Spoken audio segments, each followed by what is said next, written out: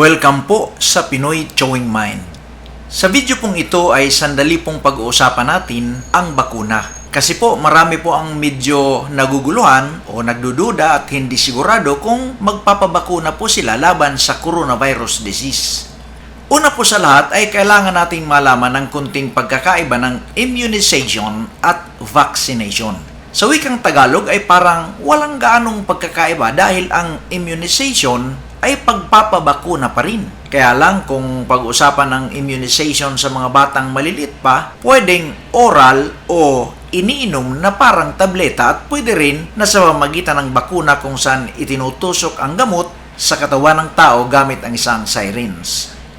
Ayon sa Centers for Disease Control and Prevention, ang vaccination ay act of introducing a vaccine into the body to produce immunity to a specific disease.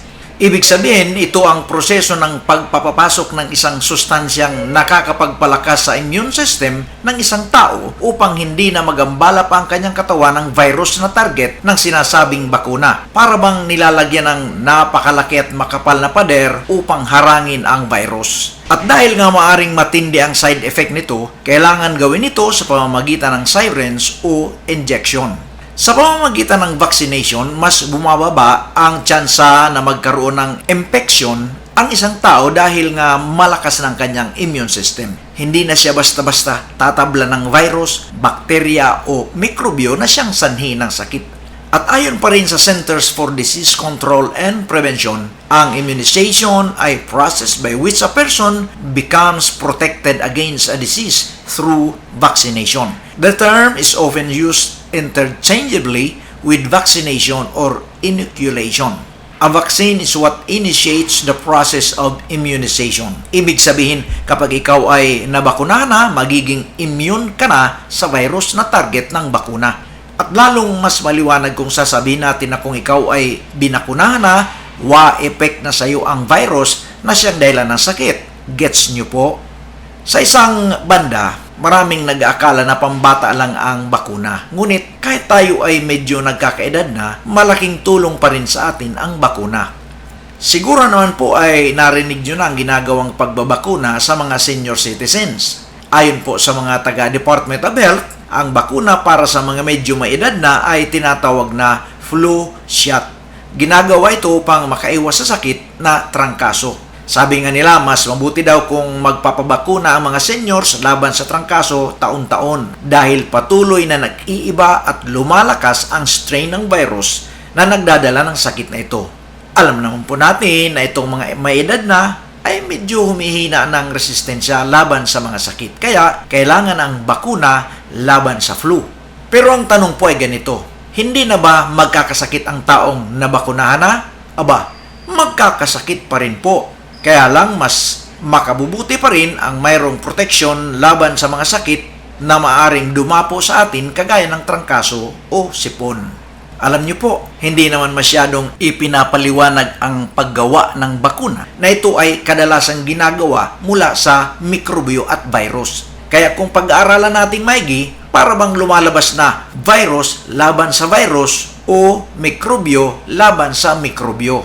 Dahil nga mikrobyo o virus ang bakuna, kailangan na kontrolin muna ang bagsik nito at ang kailangang dose para sa tao bago ito ilagay sa katawan ng tao. Dito sa Pilipinas, ang mga sakit na nasa listahan ng Department of Health na mayroon ng bakuna ay ang tuberculosis, polio, tetanus at tigdas.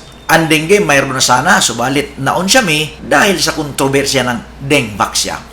At ngayong panahon ng pandemya, dahil sa coronavirus o COVID-19, malaking isyu ang pagpapabakuna laban sa COVID-19. Parang ang nagkakaroon ng paligsahan sa paggawa ng bakuna Ilan sa mga sikat na gumagawa ng bakuna sa COVID ay ang Pfizer, Moderna, Sinovac at ang AstraZeneca. Kaya mainam na ating pag-usapan ang 5 mahalagang dahilan kung bakit kailangan ang bakuna. Ang una ay dahil ang bakuna ang isa sa pinakaligtas na paraan para makaiwas sa sakit na ang sanhi ay virus. Ang isang virus kasi kapag dumapo sa katawan ng tao, masyadong mapanganib ang dulot nito sa kalusugan ng tao.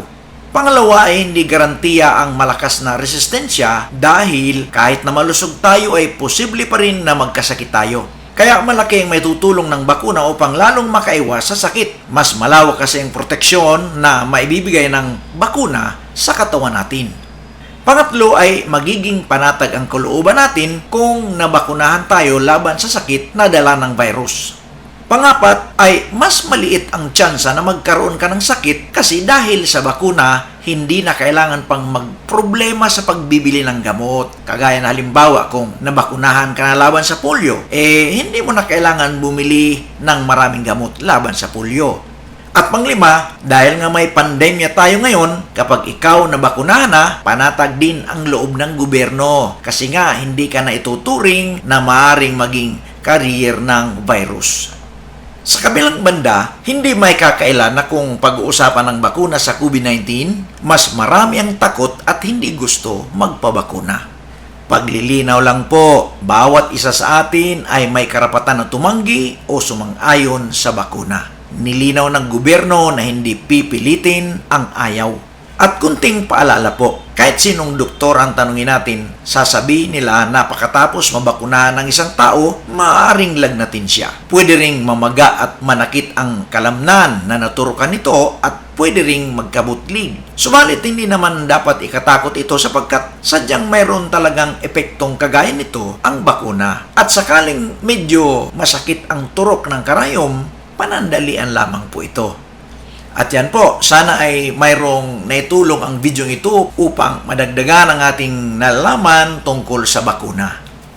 Maraming salamat sa panonood at huwag kalilimutang mag-subscribe, mag-like at mag-comment.